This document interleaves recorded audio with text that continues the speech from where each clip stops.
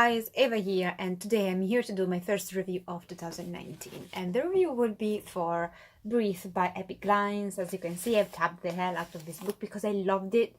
No, I'm kidding. I fucking hated this book. I gave this book 1 star, and that's the lowest rating I gave since at least 2017. I didn't give 1 star in 2018, I think. Second read of the month and of the year, I loathed this book. This review will contain spoilers as I will proceed to read passages from this book and my notes on that. So be aware of that. If you want to read this book, don't do it. Don't. If you are sensitive to swearing, because I'm gonna swear, because there is no other way I can speak about this book without swearing a lot. So I don't usually swear a lot, but talking about this I have to. So if you don't like it, click out of this video. And if for some reason you don't like bashing Abbi Glines books, totally fine with me. So click off this video. The premise is that I've read before Abbi Glines. I didn't hate her books. I even appreciated a few. So I'm not criticizing Abbi Glines as a person. I'm just gonna bash her book though, because this is shit, and that's all I wanted to say before I actually start. This is about Sadie. She is 17 years old. She is in the summer before her last year of high school when she has to go to work at this house for these rich people because her mother is too pregnant and she cannot work, so she offers to go instead of her mother.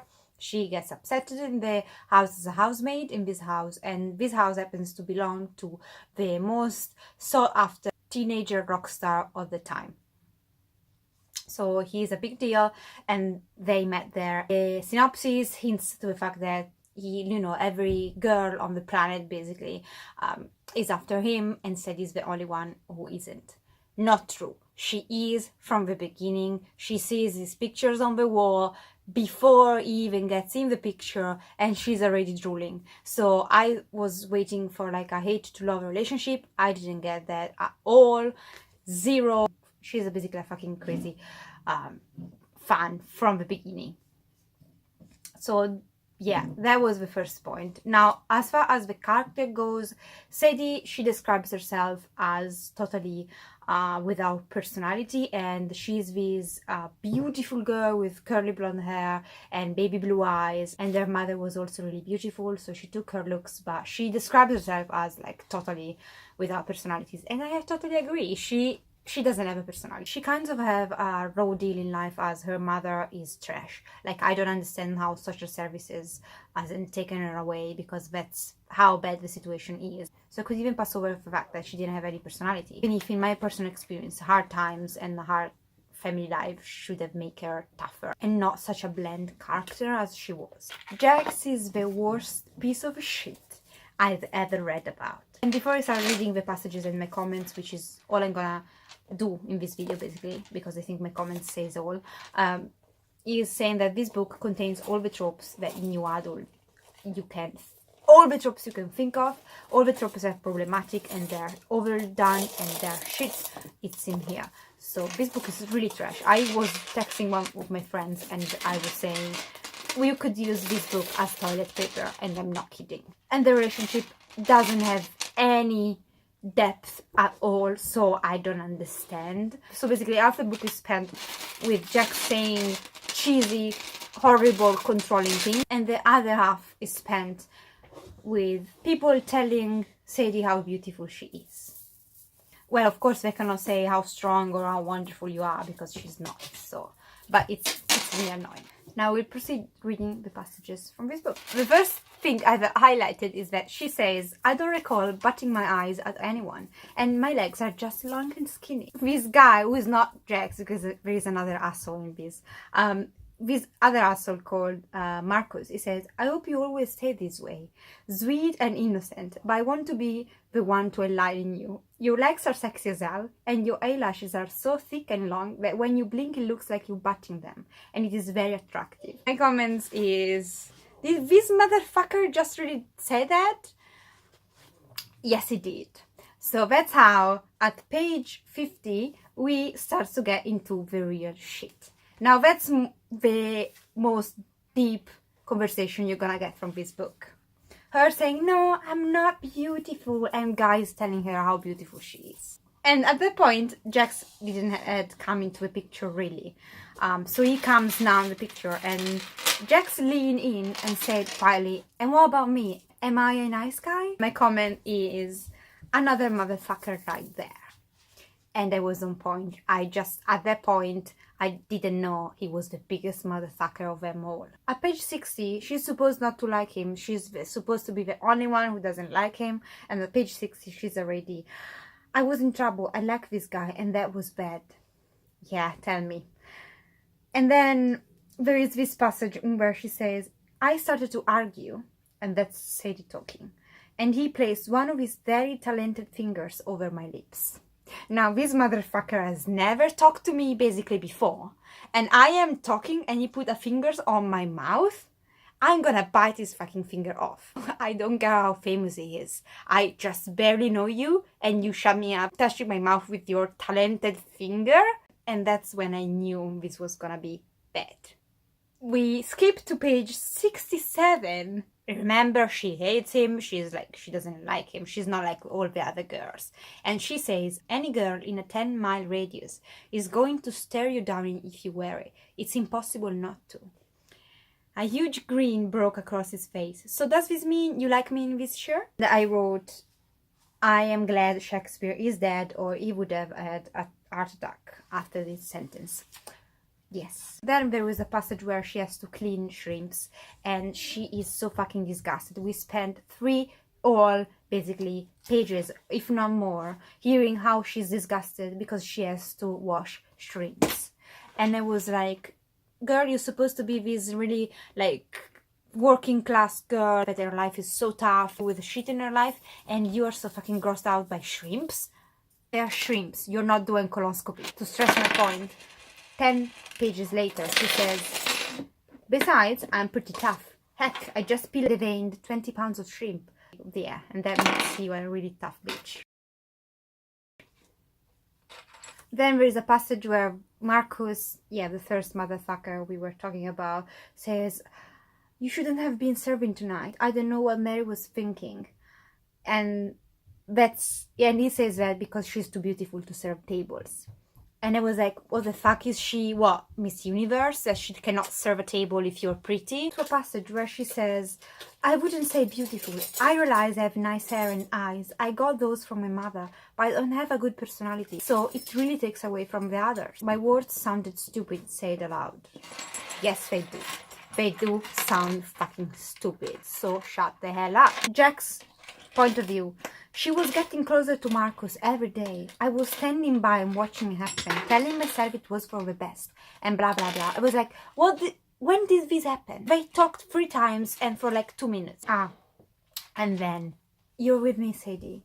When you're off the clock, you're not my employee. You are my ... my heir."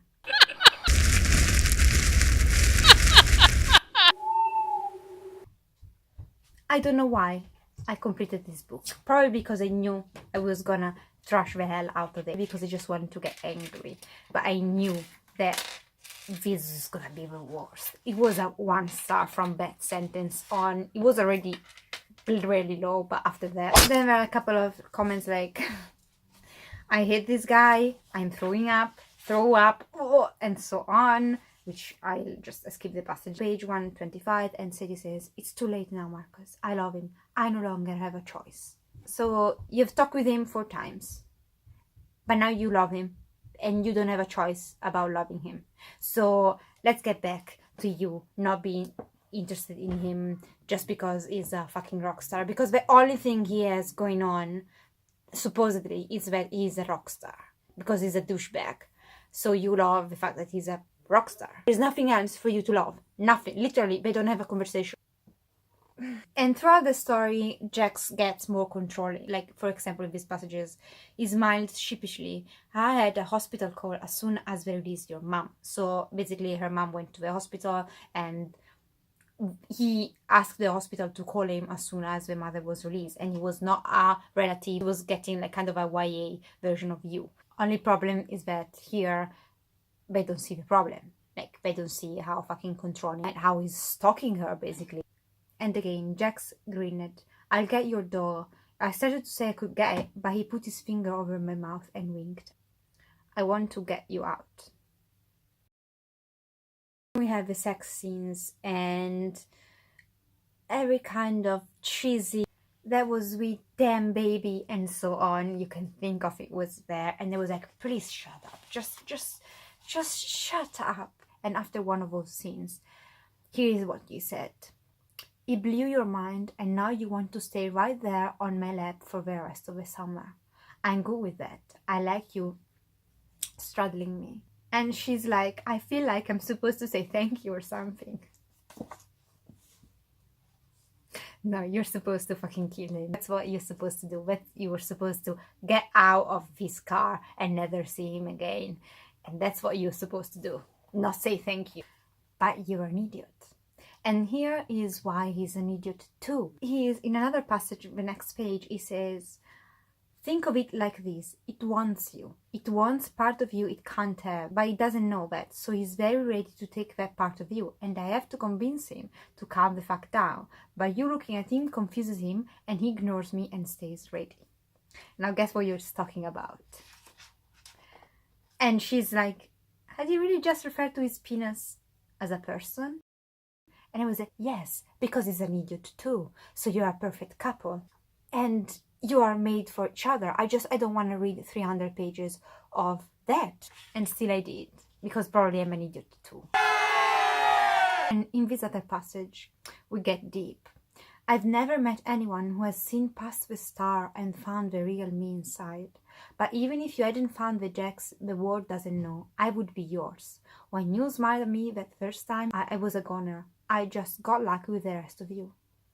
That's a truly Romeo and Juliet moment. Now please kill each other already and be done with that. And we get more deep with, and yes, if you want me to, I'll drink your bath water. You're crazy, she says. And he replies, about you. His sentences are worse than the ones you find in the fucking Chinese cookies, and that's saying something. There is another passage where she says, stupid might be too kind a word for me. And I wrote, let's engrave these words in stone. Basically, all this relationship is based about them keeping it secret because he doesn't want her to be in the eyes of the media and basically have her life changed by that. So what they do in order to stay hidden, they go to a party on a summer night on the beach with the guys of the high school she's going to, because that's a fucking good idea in order for you guys to stay hidden. Like when you date a pop star and you are gonna keep it a secret, what you do, you go to a party with it, right? And she introduced him by saying, hey, I brought a guest. I hope it's alright. It sounded stupid, but I didn't know what else to say. Sorry, honey. We know you are fucking stupid by now. And then one of the passengers has to go away for one night. And he says, I already miss you, he said. And he began kissing my fingers. This is going to be 2 very long days. And I wrote, can he just die painfully? Please? Pretty please. Throughout this novel, we are also like told many times by Sadie how she didn't want to end up like her mother, who got pregnant both times with her and now with this other pregnancy with basically men who were married or unavailable and that went out of her life as soon as they found out that she was actually carrying their babies. So we are told that many times, and in this passage where basically she is offering her V card to Jax, because of course, she says, I thought about Jessica and the lifestyle she'd led. The guys who had used her and tossed her aside, none of them treated her the way Jax treated me. This was different and then was smarter. I beg to differ, bitch. You're not smarter. You're actually possibly more stupid than her. Now, of course, this is a book, so of course things have a happy ending, but honestly, and I will get to this in the end after I'm done with these passages, she gives really a bad message in my opinion throughout this book. And then we have a passage where Jack says, no, Sadie, no, this is all my fault. I am the world's favorite teenage rock star. Who says that? Who kind of motherfucker says things like that? And then, of course, there is the part where someone at that famous party they went just to stay hidden that told the media that they were a thing. So she gets under the spotlight, and what he does? The day after she gave him the V card, basically, she wakes up in the morning, find out that she's all over the news. He comes at her house, takes her for a ride in his car, who is how the guy drive, and they're in the backseat, and he breaks up with her. So he was talking with another, with his brother, and he says, I can't do that to her, Jason. I just can't. Yes, it's brother. Everything with us has been selfish on my part. I wanted something I should have cherished enough to leave alone. But I was weak. No, you were just a douchebag, which is way different than being weak. And of course, then we have pages of Sadie, like, almost dying, refusing for 3 days to eat and drink. Bitch, she cannot not drink for 3 days. She would be dead. You cannot not drink for 3 days. You would need a fucking doctor to save their life at that point. So she did drink or she would not be alive. So she's basically in a dark room without sunlight for 3 days, not drinking, no water. A knock on my window startled me and I jumped. Jumping after 3 days of not drinking anything and not eating anything? I don't think so. The window opened and I sat motionless, unable to stop the intruder. The fight in me was gone. I watched as the intruder stepped into the darkness. The familiar face of a friend broke through the dark blanket and my tears began to fall. That was Marcus, the first douchebag, although I'm pretty sure he just did housebreak. Just of my heart, he took it with him, blah blah blah. Basically, her mother has the child and she's a shitty mother. She does nothing for this new kid, and Sadie has to work, go to school and care for the child in the night. And then she collapses. She ends up in hospital because she hits her head. She goes into a coma. Unfortunately for everybody, she wakes up. This nurse comes into the room to check on Sadie, because she just has woken up from her coma. The nurse says, all right, pretty boy, that singing of yours must have done something good, but now I want you out of here. Her heart rate is all over the place. What were you doing to her? The girl has been in a coma. I said not to use that word, interrupted in a hard voice that surprised me. And I was, bitch, what? You're the fucking Queen of England that you can tell a nurse, you teenage boy can tell a nurse not to tell something, like with a harsh tone? Like, who would do that? Like, it's so bossy in a bad way. Is so arrogant. And the nurse is like, oh, sweetheart and whatever. I was like, it's a town of morons. Let's close with this passage. There is this mean girl, of course there is a mean girl who's jealous of her, so she's a bitch to her. And Sadie says, referring to this other girl, I smile at her because really she was just very insecure, silly girl. Said the girl who spent 3 days and without drinking or eating and just crying in a dark room and just spent the next 2 months before she collapsed and fucking hit her head. Saying that he took her heart away and she was dying for this teenage rock star. She says that she's insecure. The other girl, you're okay. You're a really strong woman. Now, jokes aside, I think this gives a really bad message to girls and to people. Like, honestly, I like problematic love stories, but I like problematic stories when the problems is recognized. But here, they sell you a problematic love story as it was a dream. So this girl that in the synopsis we are told like, oh, she's the only one who doesn't like him and she doesn't take shit from anybody. In reality, is this mop. It's not even a girl. She's like, she's an object, and the only thing she has going on for her is that she's beautiful. And I think she gave her this horrible mother just to show us that she has something, because without the tragedy behind, she had nothing going on for her. So we are supposed to feel for her, but she is just so plain, and you cannot spend the whole book saying how fucking gorgeous she is, because honestly, and how she cannot like waiter at the table. She's pretty. She's not a genius. She's not the new Einstein. So the respect and the awe should come from more than just your physical aspect. And Jax is the prickest of the prick of the history of pricks.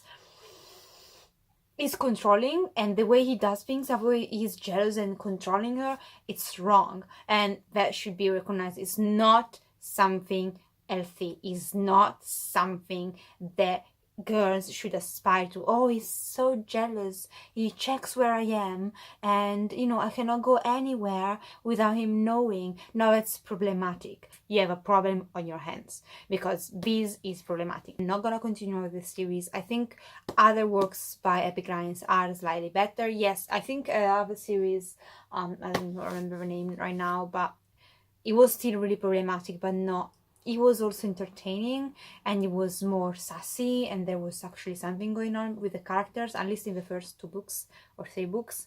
This was trash. I really hope you won't pick up this book after watching this video. It promotes just the fact that beauty is all that matters, really. So yeah, 1 star, because I cannot give less than that. Fucking hate this book. This is probably gonna be the worst book of the year. I mean, I hope this is gonna be the worst book of the year, because otherwise I will have to read something worse, and I'm not gonna put myself through any more of this shit. I will DNF any kind of books that comes even near to this. So yeah, this was on my TBR. I wanted to finish it, but thank you for watching. If you've read this book and you want to talk about that, please let's do that in the comments down below. I'll see you next time. If you're new, I would love for you to subscribe, so hit the button down below. And enjoy your day, night, depending where you are. Ciao!